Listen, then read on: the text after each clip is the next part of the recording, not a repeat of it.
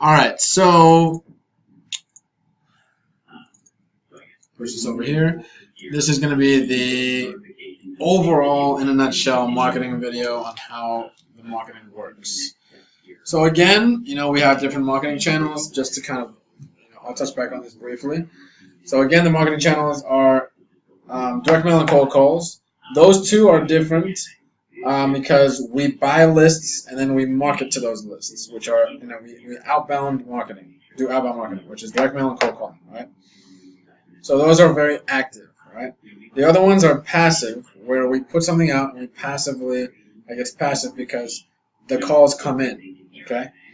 So that's online advertising and media, right? So we're not going to go into those today, but essentially, step one, the first thing you want to do is analyze your market, decide on what lists to buy. Okay. Step two is actually buy the list, which we're about to do in list source. Step three is we filter the list and we format it, and then step four is we skip trace the list, so we get the updated information, updated phone numbers and addresses. And then step five, what we're going to be doing is, now that we have the list, we file it. That's where the list is going to live. So we file the list. So for example, what I mean by live is it's just going to stay here. So these are our current lists in Tampa, where this is where this list lives. Okay. So we file the list, and then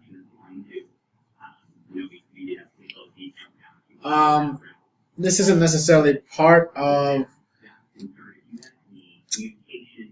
getting the list, but it is part of, obviously the marketing process. So step 6 is obviously market the list. So this step is obviously the biggest one, and there's a different process for direct mail, and then there's a different process for cold calling. Okay. So step 2, and I'll just write this here, just so you have it, right? Analyze the market, decide where to market.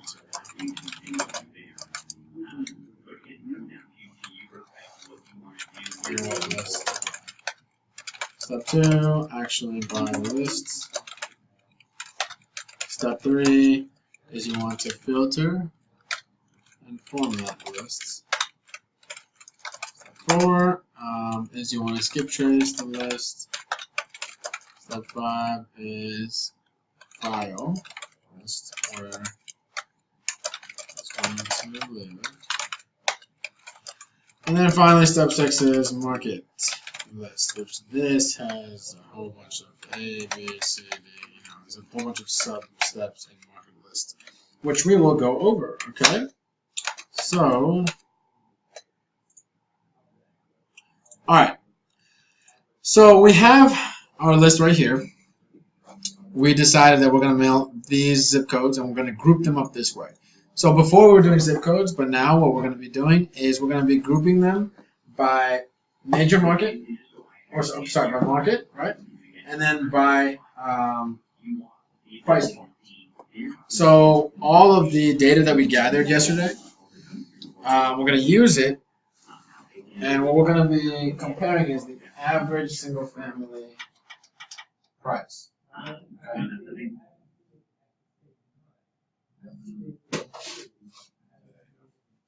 So the average single family price here, $150 to $250. Okay.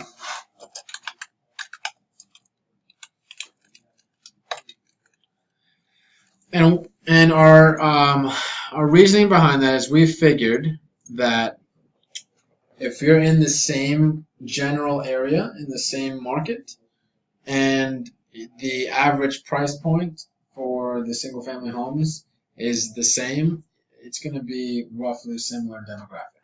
Okay. So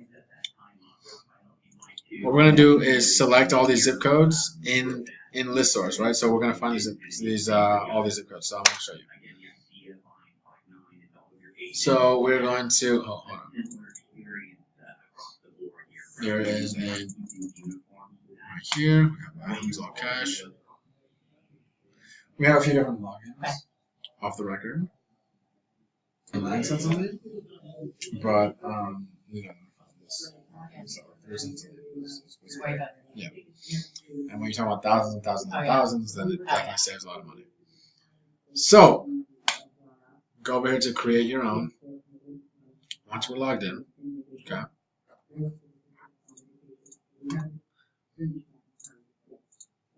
And I'm kind of gonna run through a few different lists for you and what we've gotten in the past.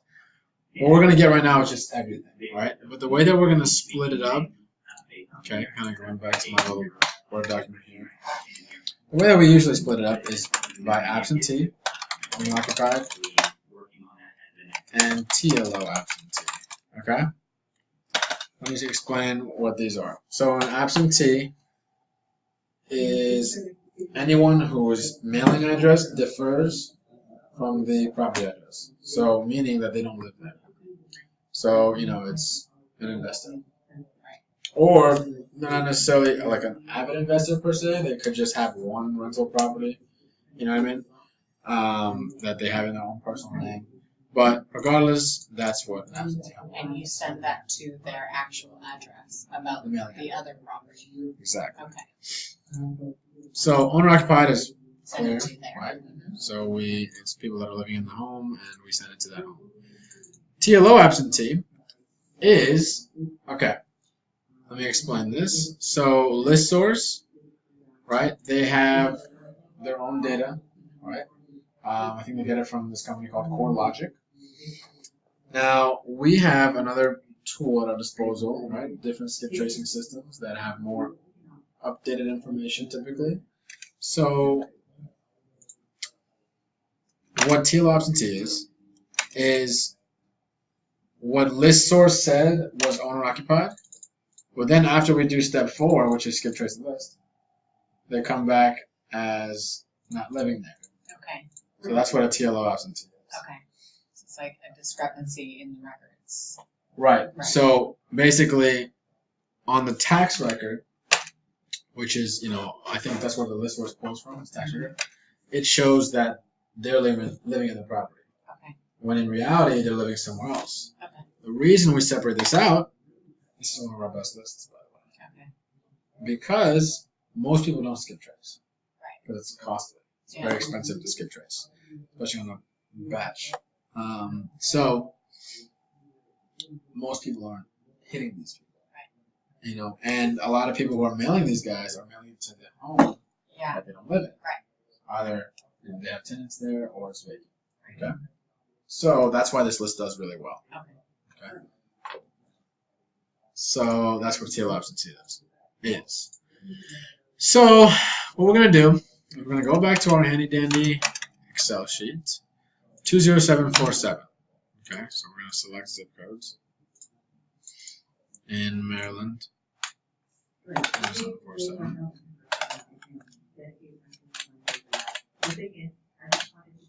Just going to add it over here. 20743. Okay. 20746. 20710.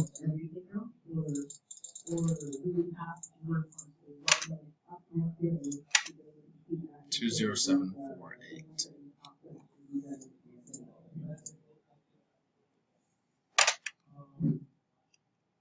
And finally 20745.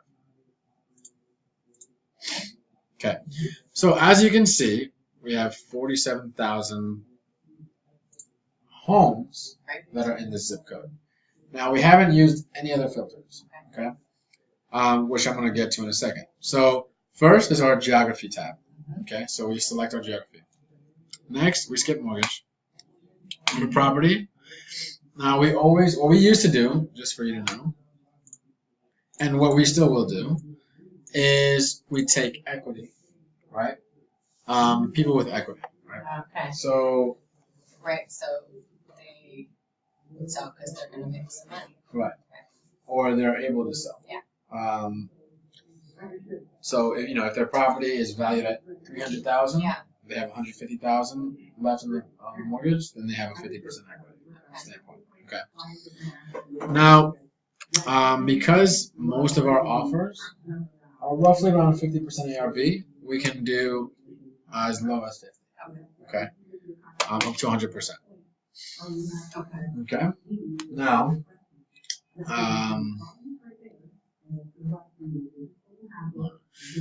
okay.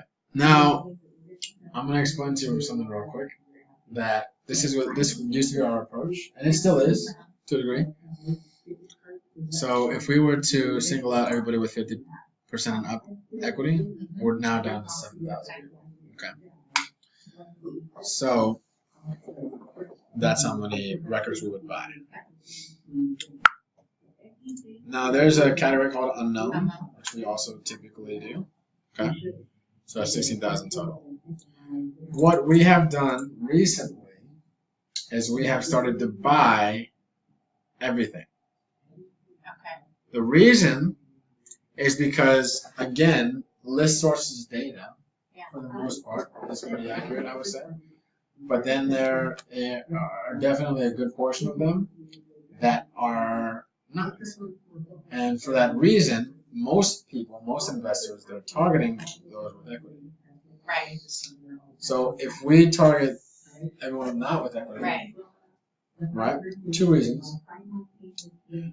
One, nobody else is calling them or mailing them, right? Because they don't have equity. We're like, why would investors waste their time, right? And secondly, we have agents, so we're not a one-trick pony. Right. We can list a home either way. even if they have, like 1%. Yeah.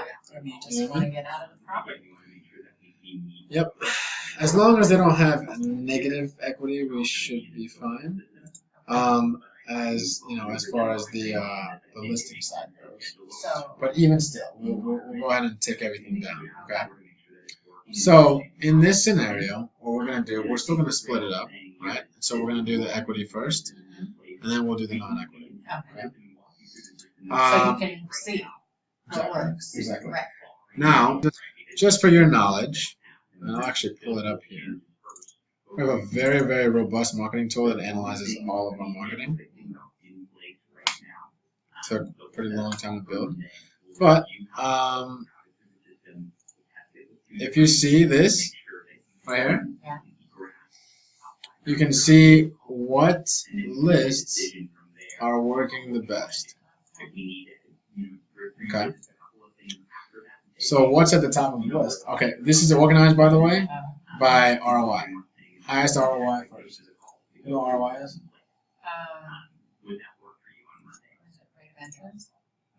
Oh, okay. ROI is return on investment. Okay, yeah. So if you have, let's say, it really just calculates how much you made on your money. Right. So if you invest $1,000, okay, and you make $2,000, right? What's your ROI? 1,000. Right. Well, that's in number. Right. Okay. But what is it in terms of percentage? 50%. It's actually 100%. Oh, okay. So the formula is, let me show you. It's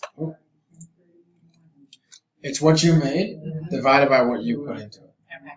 So the formula is Got it. this minus this, which is what you made. Right. And then, there's order of operations. So you want to do your parentheses. Alright? Divided by what you put into it. Right? So basically what you made divided by what you put into it. Okay. Your profit was, because this is your revenue, but this is what you put into it. So $1,000 is your profit. Right.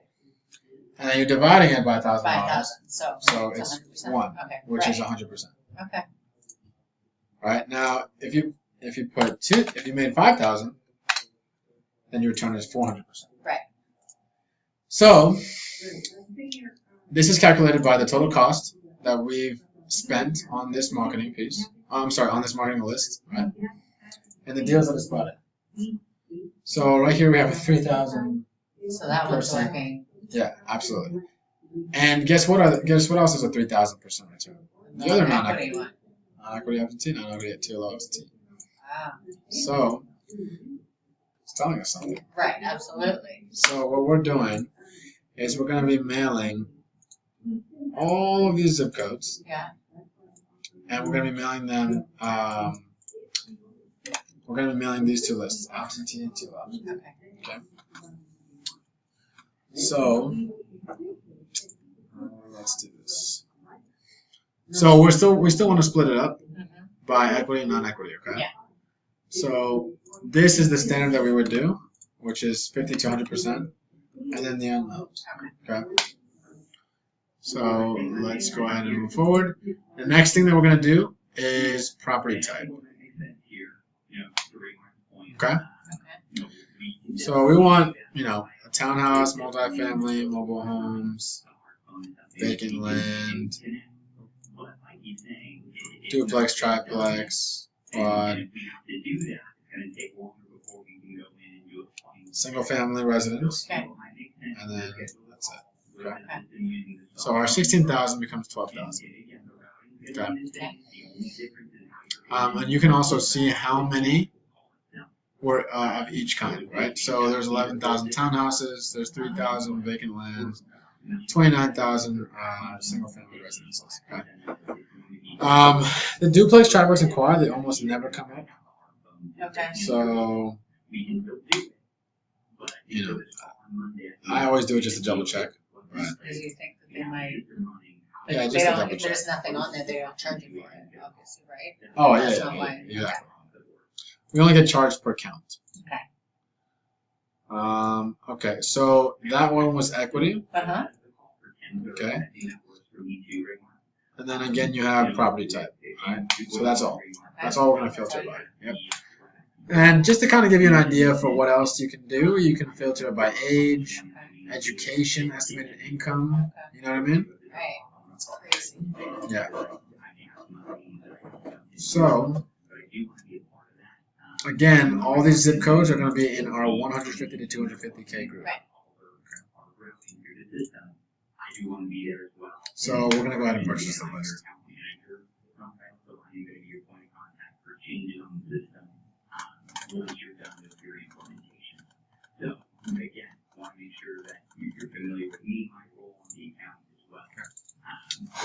So we're going to name this list ACE, because there are other I'm going to name it PG County 150 to 250K. Okay. You want to put equity or anything like that in there? Okay. Good, very good. 50 equity. Okay. The 50 equity and up, we can put it. I usually just, that's like our default always. Right. So I usually just don't put it because Okay. it's just standard. Okay. But we certainly can. Okay. But just to make it look cleaner, because Yeah. it's kind of a long Okay. listening. But you kind of went 50K to 250K. Okay. All right. So what we're gonna do. There are all these additional fields that you can get for free. Some of them cost money. Okay. Okay, I see. Okay. Uh-huh. And some of them don't. We already have a saved output here. So if we load previously saved output, these are our ACE output fields. Okay. Okay. So it's things you already add on.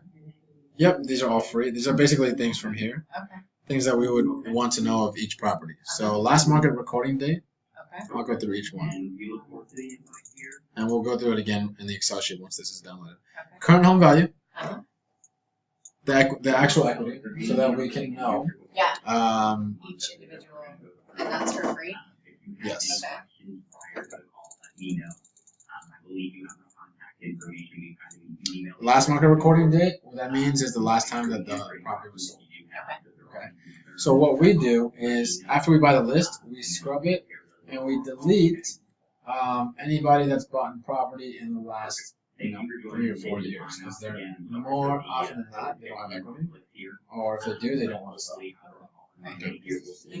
Yeah, so just buy it. Okay, after that we have lot area, owner occupied, pre-foreclosure flag, just in case there's any pre-foreclosures. Definitely want to target those. Total assessed value, year built, and then the zoning. Okay. So we're gonna remove duplicate property mailing addresses because we don't want to mail 20 mailings to one owner. Right. Okay. So that reduces it down to 10,000. Right. So there's a lot of investors that have multiple properties. Yeah. And then boom, we're gonna check out. Okay. So as soon as we buy this, just for you to know, the lists expire in 6 months. Okay. Okay. So this is important. Okay. The guy who asked us to use this, or the guy that we asked to use this, he said keep the email the same, but everything else we can change. Right. So I'm gonna go ahead and copy this. Sorry, I'm used to our old one.